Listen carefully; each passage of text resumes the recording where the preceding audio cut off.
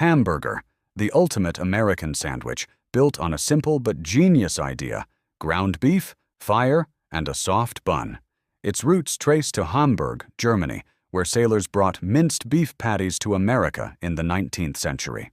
By the 1904 World's Fair in St. Louis, it had become a national obsession. Here's the surprising part. The average American eats 3 hamburgers every single week. One bite changed an entire food culture forever. Sloppy Joe, the gloriously messy sandwich that made chaos acceptable at the dinner table.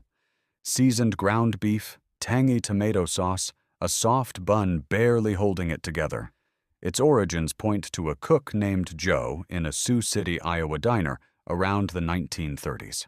During World War II, it became a cafeteria staple because the meat could stretch further with sauce. No fork, no apologies. Some meals are meant to be eaten with both hands. Lobster Roll. Cold, creamy, and packed into a toasted split-top bun, it's New England's proudest culinary export. Born in Connecticut in the 1920s at Perry's restaurant in Milford, it was originally served warm with butter. Maine later claimed the cold mayo version as its own, sparking a rivalry that divides seafood lovers to this day. Once considered poor man's food, lobster was so abundant it was fed to prisoners. Now it commands premium prices worldwide. Philly cheesesteak, thinly shaved ribeye, melted cheese, a long hoagie roll, and nothing else allowed to get in the way.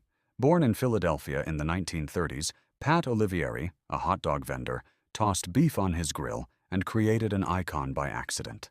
The debate over which cheese belongs, Cheese Whiz, Provolone, or American, has divided Philadelphians for decades. Tourists get quizzed at the counter. Order wrong and you'll wait longer. This sandwich takes loyalty seriously. Breakfast sausage roll. Golden pastry wrapped around seasoned pork.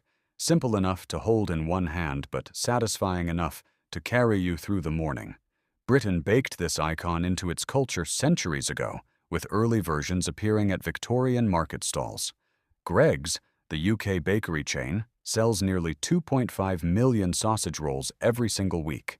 It even sparked a national debate when a vegan version launched in 2019. Few foods have ever caused that much passionate, flaky-crusted controversy. Corn dog, a beef or pork frank coated in thick cornmeal batter, fried golden, and skewered on a stick. It's America's most portable carnival food. Though its exact origin is disputed, Texas claims the corn dog debuted at the 1942 State Fair. The cornmeal batter wasn't just clever.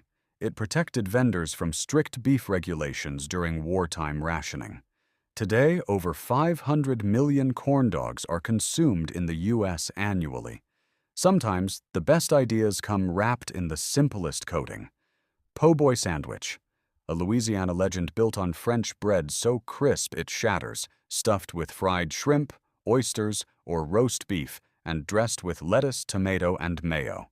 New Orleans gave birth to it in 1929 when brothers Benny and Clovis Martin fed striking streetcar workers for free, calling them poor boys. The name stuck. The sandwich became a symbol of Southern solidarity. In New Orleans, how you order your po' boy reveals exactly where you're from. Chicago-style hot dog. An all-beef frank nestled in a poppy seed bun, layered with mustard, onions, relish, tomato, pickle, sport peppers, and celery salt.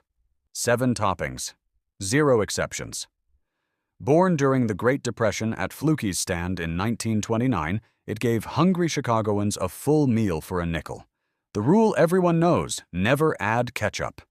That single prohibition became a cultural law, fiercely enforced by locals. Chicago didn't just make a hot dog, it built an identity around one. Which of these dishes is your favorite? Let me know in the comments.